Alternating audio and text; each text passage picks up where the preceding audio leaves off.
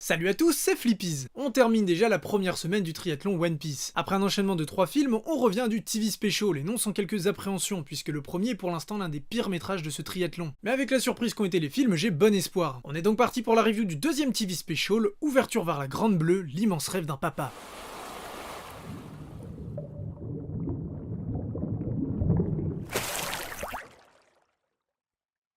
Intitulé Onabara ni Irake Dekai Dekai Chichi no Yume au Japon, l'épisode a été diffusé le 6 avril 2003. Il suit donc l'aventure sans issue de seulement un mois. Du coup, pas de nouveau tome depuis le 27, et donc toujours au début de Jaya pour l'animé. Contrairement au film, pas vraiment de réalisateur, en tout cas je n'ai rien trouvé à ce sujet. Mais Junki Takegami est de retour sur le scénario après avoir signé le premier TV Special. Pour la durée, on reste sur du 47 minutes, l'équivalent d'un double épisode.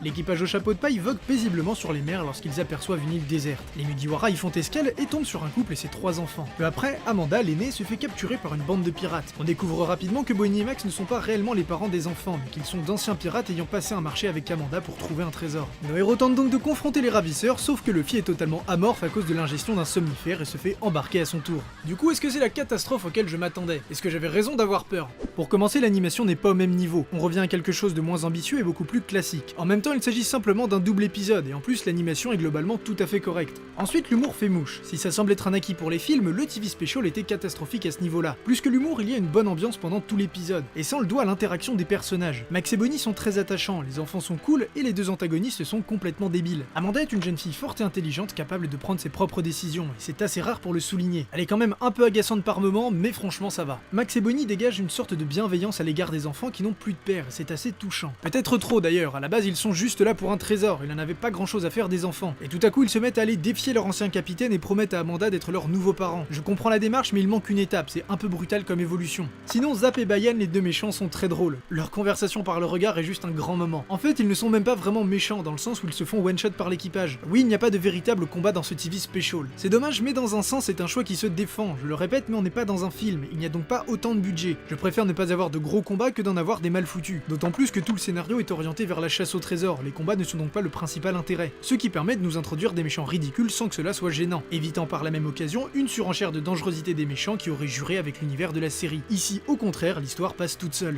De plus, il n'y a pas de gros adversaires à vaincre, Zoro et Sanji ne sont donc pas essentiels à la victoire. Ça tombe bien puisque c'est Usopp et Chopper qui en profitent en utilisant leur nouvelle arme.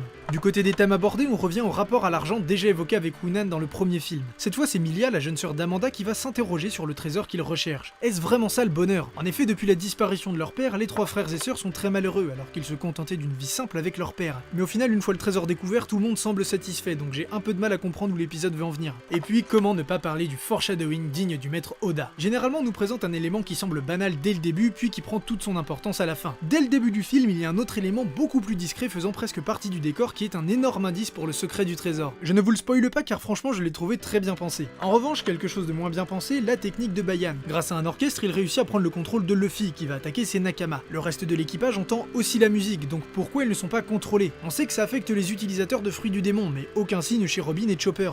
Bref, que vaut réellement ce second TV Special? Comme vous pouvez le constater, on est loin de l'échec du premier. Les personnages sont attachants, l'humour est une fois de plus efficace, et il y a une prise de risque dans le choix de se concentrer sur la chasse au trésor et non sur des combats. Et au final, cela marche plutôt bien. En fait, il n'y a pas vraiment de gros points négatifs. On peut compter le fonctionnement des pouvoirs totalement incohérents, mais c'est assez vite oublié. Certes, cet épisode a des défauts, il n'invente rien, mais en même temps, il est très agréable à regarder. Il se contente de nous raconter une histoire à la mesure d'un TV Special, et ça fait complètement le travail. Et il est difficile de ne pas être de bonne humeur après avoir vu cet épisode. La première semaine s'achève donc sur une bonne surprise, encore une. Tout ça me laisse espérer le meilleur pour la suite, et c'est ce qu'on verra demain. Sur ce, salut à tous.